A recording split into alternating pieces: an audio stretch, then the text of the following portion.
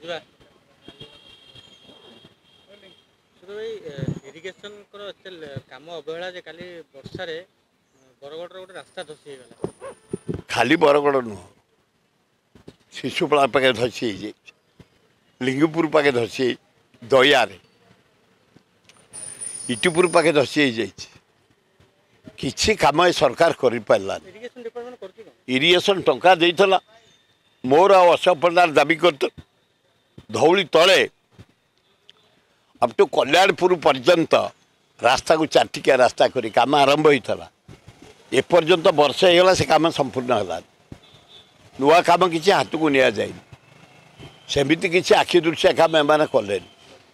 ଏମାନେ କହିଥିଲେ chit fund ଟଙ୍କା ଆମେ 15 ଦିନ ଭିତରେ ଦେବୁ, ଏପର୍ଯ୍ୟନ୍ତ ଦେଇପାରିଲେନି। ଏଇନା କୁହନ୍ତି ରେକର୍ଡ ମିଳୁନି। କହିଥିଲେ ଇଲେକ୍ଟ୍ରିକ୍ ବିଲ୍ କରିଦେଉ, କିଛି କରିପାରିଲେନି।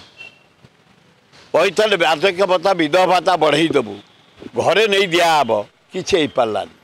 ତେଣୁ ଏ ସରକାର ଗୋଟେ ଫମ୍ପା ସରକାର, ବାହାପିଆ ସରକାର, କେବଳ ନିଜର କଟ୍ଆଉଟ୍ ପୋଷ୍ଟର ମାରି ପେପର ମାନଙ୍କରେ ଟିଭିରେ ମୋଦି ଆଉ ମୋହନ ମାଝୀ ଫଟୋ ଦେଖାଇ ଏ ସରକାର ଚଲେଇଛନ୍ତି। 1 ଇୟର ହେଇଗଲା ଏ ଅପାରଗ ସରକାର। ସେଇଥିପାଇଁ ଭକ୍ତ ଦାସ ନେତୃତ୍ୱରେ, ରାହୁଲ ଗାନ୍ଧୀ ନେତୃତ୍ୱରେ କଂଗ୍ରେସ ରାଇଜ୍ କରି ଚାଲିଛି ଓଡ଼ିଶାରେ।